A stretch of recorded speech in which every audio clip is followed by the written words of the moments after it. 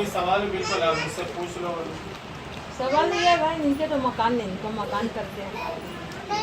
मकान तो अभी कराची का जो पैकेज है ना मकान का, हाँ। तक आएंगे कराची में। उसके लिए जैसे प्लानिंग आएगी और उसके बाद अनाउंसमेंट होगी, उसके बाद आप दरख्वास्त जमा कराएं। हर किसी का हक है, हर कोई ले सकते हो। सही बात है, लेकिन हर कोई ये बिना मकान के, और वो जी। छोटी बहनें उनके पास भी नहीं है। जी जी बिल्कुल। देखिए हर कोई अपना मसला बता रहा है, तो ये कि अल्लाह ताला सबको कामयाब करे। मैंने इंशाल्लाह अभी कराची का नहीं मैंने आया था कि मैंने पार्टी आप गरीबों का पार्टी है।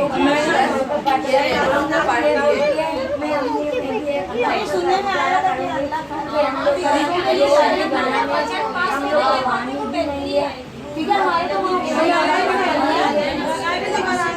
इनके भी मकान नहीं किराया ऐसे भी मिलेंगे, इसके अलावा जिसके यहाँ जो नहीं दे, जिसके लिए ऐसे भी बैंक में जमा करा बात करे भाई, हमारे तो नहीं देते, जिसको नहीं है उनको दे।